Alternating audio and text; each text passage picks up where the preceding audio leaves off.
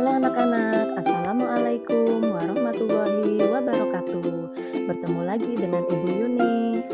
Nah, anak-anak, pada kesempatan kali ini kita akan belajar materi IPA, tema 2, Persatuan dalam Perbedaan, subtema 1, Rukun dalam Perbedaan, KD 3.3, menganalisis cara makhluk hidup menyesuaikan diri dengan lingkungan. Baik anak-anak, kita langsung saja ke materi yang pertama ya. Tapi sebelumnya ada pertanyaan nih buat anak-anak. Apakah yang disebut dengan habitat? Ada yang tahu tidak jawabannya? Iya, betul sekali. Habitat adalah lingkungan fisik tempat suatu spesies hidup dan beradaptasi. Tujuan anak-anak mempelajari materi habitat tumbuhan dan cara tumbuhan melindungi diri adalah agar anak-anak mampu menyebutkan ciri-ciri tumbuhan terkait habitatnya. Berdasarkan habitatnya, jenis tumbuhan dikelompokkan menjadi 3. Yang pertama adalah tumbuhan hidrofit.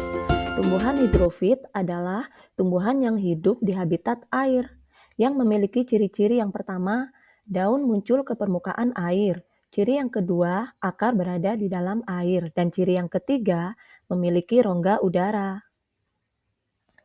Ada beberapa contoh tumbuhan hidrofit, di antaranya adalah teratai, enceng gondok, dan bakau. Yang kedua adalah tumbuhan higrofit. Tumbuhan higrofit adalah tumbuhan yang habitatnya di daerah lembab, yang memiliki ciri-ciri yang pertama adalah daun lebar dan tipis. Ciri yang kedua, daun yang masih muda biasanya melingkar atau menggulung. Dan ciri yang ketiga, batang tidak tampak karena berada di dalam tanah.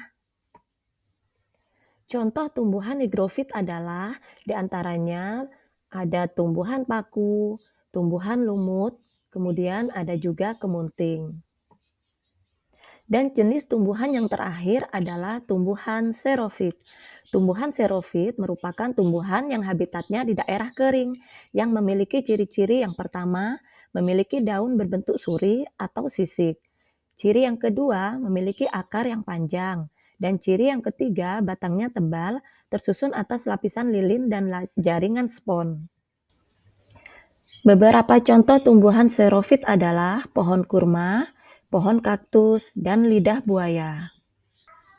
Baik anak-anak, selanjutnya kita akan mengetahui adaptasi tumbuhan untuk melindungi diri. Beberapa jenis tumbuhan memiliki ciri khusus sebagai perlindungan diri. Yang pertama adalah menggunakan duri. Beberapa tumbuhan melindungi diri dengan menggunakan duri yang ada pada tubuhnya. Duri pada tumbuhan tersebut terdapat di batang, daun, atau buahnya. Dengan adanya duri tersebut, tumbuhan dapat terhindar dari hewan pemangsa tumbuhan. Contohnya adalah salak, durian, mawar, kaktus, dan putri malu.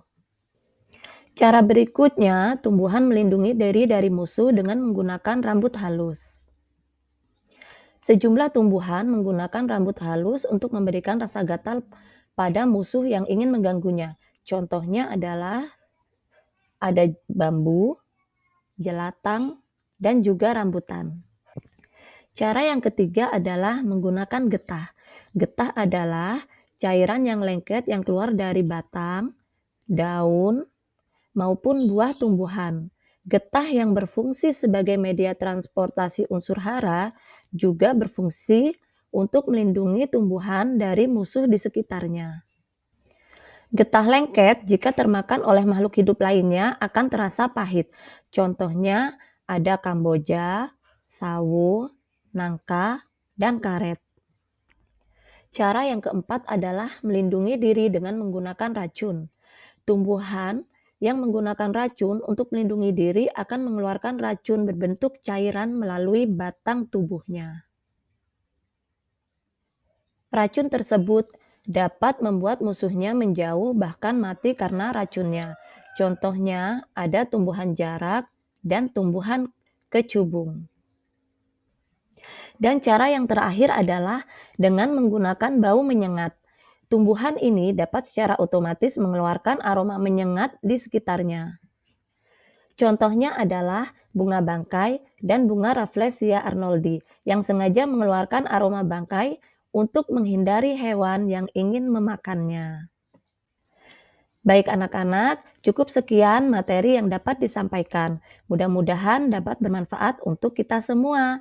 Akhir kata, Ibu ucapkan terima kasih dan sampai jumpa. Wassalamualaikum warahmatullahi wabarakatuh.